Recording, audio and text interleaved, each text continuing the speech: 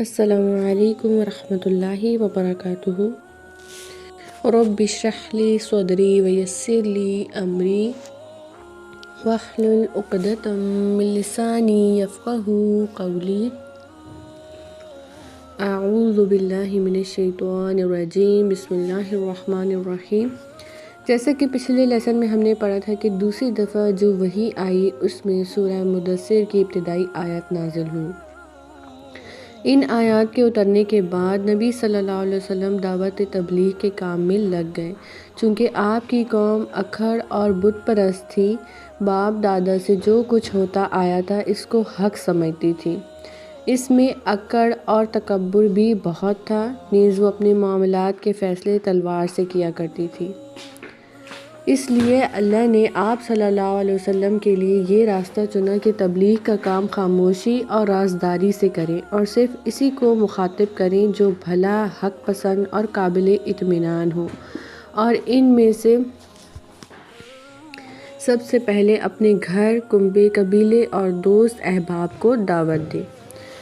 پہل ایمان لانے والے جو لوگ تھے ان میں کچھ خوش قسمت لوگ ایسے تھے جنہوں نے فوراً ہی لپک کر اسلام قبول کر لیا اور آپ صلی اللہ علیہ وسلم پر ایمان لے آئے۔ ان میں سب سے پہلا نام حضرت خدیجہ رضی اللہ تعالیٰ عنہ کا ہے۔ وہ آپ کی بیوی ہونے کی وجہ سے آپ کے بلند اخلاق اور اعلیٰ کردار کو سب سے اچھی طرح جانتی تھیں۔ انہیں یہ بھی پتہ تھا کہ آپ آخری نبی کی آمدہ بھی ہیں۔ وہ آپ کے تعلق سے کچھ معجزانہ حالات و واقعات بھی سن چکی تھیں اور آپ صلی اللہ علیہ وسلم میں نبوت و رسالت کی جھلک بھی دیکھ چکی تھیں۔ ان سب پر مستزاد یہ کہ ورقہ جیسے صاحب علم و بصیرت نے بتایا تھا کہ حرا میں جو فرشتہ آپ کے پاس آیا تھا وہ جبریل علیہ السلام تھے، اور جو کچھ لائے تھے وہ وحی الہی تھا۔ اور سب سے آخری بات یہ کہ سورہ مدثر کی ابتدائی آیات جب اتر رہی تھیں تو حضرت خدیجہ رضی اللہ تعالیٰ عنہ بنفس نفیس وہاں موجود تھیں، اس لیے یہ بالکل فطری بات ہے کہ وہ سب سے پہلے ایمان لاتی۔ ادھر ان آیات کے اترتے ہی نبی صلی اللہ علیہ وسلم اپنے جگری دوست ابو بکر رضی اللہ تعالیٰ عنہ کے پاس گئے اور انہیں اپنی نبوت و رسالت سے آگاہ کرتے ہوئے ایمان لانے کی دعوت دی۔ انہوں نے بے کھٹک ایمان قبول کیا اور فوراً تصدیق کرتے ہوئے حق کی شہادت دی، چنانچہ وہ اس امت کے سب سے پہلے مومن ہیں۔ وہ آپ سے 2 سال چھوٹے تھے اور آپ کا کھلا چھپا سب جانتے تھے، لہٰذا ان کا ایمان لانا آپ صلی اللہ علیہ وسلم کی سچائی کا بہترین ثبوت ہے۔ پہل ایمان لانے والوں میں حضرت علی رضی اللہ تعالیٰ عنہ بھی شامل ہیں۔ وہ نبی صلی اللہ علیہ وسلم کے زیر کفالت تھے، آپ ہی کے پاس رہتے تھے اور آپ ہی ان کے کھانے پینے کا بندوبست اور ان کی دیکھ بھال کیا کرتے تھے، کیونکہ قریش قحط سالی سے دوچار تھا اور ابو طالب کے پاس مال کم اور اولاد زیادہ تھی، لہٰذا ان کے بیٹے جعفر کو حضرت عباس پال رہے تھے اور حضرت علی رضی اللہ تعالیٰ عنہ کو نبی صلی اللہ علیہ وسلم نے پالا تھا۔ وہ آپ کے بچوں کی طرح آپ کے پاس رہتے تھے اور آغاز نبوت کے وقت بلوغت کے قریب پہنچ چکے تھے اور ایک قول کے مطابق ابھی 10 سال کے تھے۔ جو کچھ آپ صلی اللہ علیہ وسلم کرتے وہی وہ بھی کرتے تھے، لہٰذا جب آپ نے ان کو اسلام کی دعوت دی تو وہ مسلمان ہو گئے اور وہ بچوں میں سب سے پہلے مومن تھے۔ اسی طرح پہل ایمان لانے والوں میں رسول اللہ صلی اللہ علیہ وسلم کے آزاد کردہ غلام حضرت زید بن حارثہ بن شراحیل کلبی تھے۔ یہ دور جاہلیت میں گرفتار کر کے بیچ دیے گئے تھے، پھر انہیں حکیم بن حزام نے خرید کر اپنی پھوپھی حضرت خدیجہ رضی اللہ تعالیٰ عنہ کو دے دیا تھا، اور حضرت خدیجہ رضی اللہ تعالیٰ عنہ نے انہیں رسول اللہ صلی اللہ علیہ وسلم کے حوالے کر دیا تھا۔ جب ان کے والد یعنی کہ زید بن حارثہ کے والد اور چچا کو ان کی موجودگی کا علم ہوا تو وہ رسول اللہ صلی اللہ علیہ وسلم کے پاس حاضر ہوئے اور عرض کی کہ فدیہ لے کر چھوڑ دیں اور فدیہ لینے میں بھی احسان فرمائیں۔ آپ نے زید کو بلایا اور اختیار دیا کہ چاہے آپ کے پاس رہیں تو چاہے اپنے والد اور چچا کے ساتھ چلے جائیں۔ انہوں نے آپ کے ساتھ رہنا پسند کیا۔ آپ نے اسی وقت قریش کے مجمع میں جا کر اعلان فرمایا، گواہ رہو آج سے زید میرا بیٹا ہے، وہ میرا وارث ہے اور میں اس کا وارث ہوں گا۔ اور اسی دن سے ان کو زید بن محمد کہا جانے لگا۔ والد اور چچا یہ منظر دیکھ کر بخوشی واپس چلے گئے۔ یہ سارا واقعہ نبوت سے پہلے کا ہے۔ اسلام آیا تو اسلام نے منہ بولے بیٹے کا رواج ختم کر دیا اور حضرت زید کو زید بن حارثہ کہا جانے لگا۔ یہ چاروں حضرات اس دن ایمان لائے تھے جس دن سورہ مدثر کی ابتدائی آیات نازل ہوئی تھی، یعنی کہ یہ ایک ہی دن کی بات ہے۔ جس دن دوسری وحی نازل ہوئی تھی اسی دن یہ چار لوگ جو ہیں ایمان لائے تھے۔ سب سے پہلے حضرت خدیجہ، پھر حضرت ابو بکر، حضرت علی اور زید بن حارثہ۔ اس کے بعد حضرت ابو بکر رضی اللہ تعالیٰ عنہ بھی تبلیغ میں سرگرم ہو گئے اور حق رسالت ادا کرنے میں نبی صلی اللہ علیہ وسلم کا دایاں بازو بن گئے۔ وہ بڑے پاک دامن، پسندیدہ، نرم و مزاج، شریف، دریا دل اور معزز تھے۔ عرب کے انساب و واقعات سب سے زیادہ جانتے تھے۔ ان کے کردار و اخلاق میں جود و سخا، علم و فضل، لین دین اور میل جول کی خوبیوں کی وجہ سے ان کے پاس ہر قسم کے لوگوں کی آمد و رفت برابر رہا کرتی تھی۔ اب جس کو وہ بھلا اور بھروسے کے لائق سمجھتے اسے اسلام کی دعوت دے دیتے۔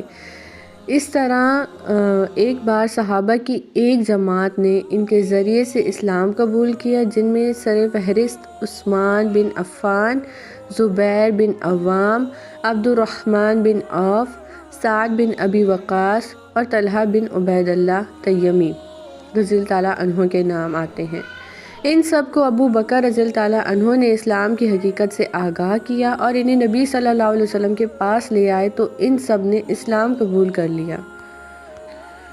جو لوگ پہل اسلام لائے انہیں سابقین الاولین کہا جاتا ہے۔ تلاش و جستجو سے معلوم ہوتا ہے کہ جن کو قدیم الاسلام یا سابقین الاولین کہا جاتا ہے ان کی تعداد تقریباً 130 تک پہنچ جاتی ہے، لیکن ان میں سے ہر ایک کے اسلام لانے کا وقت ٹھیک معلوم نہیں ہو سکا۔ غالباً اس میں ایسے صحابہ بھی ہیں جنہوں نے کھلا اسلام کی دعوت شروع ہونے کے بعد اسلام قبول کیا تھا۔ جیسا کہ گزر چکا ہے کہ سورہ مدثر کی ابتدائی آیات کے بعد وحی پے در پے آتی رہی۔ کہا جاتا ہے کہ اس کے بعد سب سے پہلی سورت جو نازل ہوئی وہ سورہ فاتحہ ہے۔ اس میں اہل ایمان کو حمد اور دعا کا طریقہ بتایا گیا ہے۔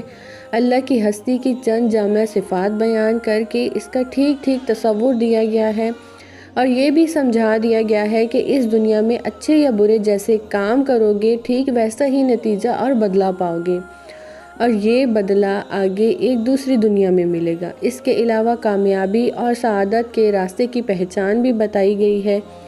اس طرح دین حق کا سارا محصل اس سورت کے چند سادے بولوں میں آ گیا ہے اور حمد اور دعا کی شکل میں بندے کو اس کی تعلیم دی گئی ہے۔ کہا جاتا ہے کہ رسالت شروع ہونے کے بعد سب سے پہلے جو حکم دیا گیا ہے وہ نماز کا تھا۔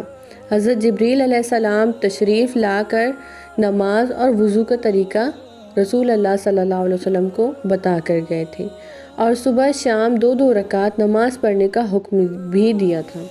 یوں مکمل طہارت اہل ایمان کی علامت ٹھہری۔ وضو کو نماز کی شرط قرار دیا گیا۔ سورہ فاتحہ نماز کی اصل اور حمد و تسبیح نماز کے ورد اور وظائف قرار پائے۔ اب نماز ہی اہل ایمان کی اصل عبادت تھی جو انہیں قائم کرنی تھی۔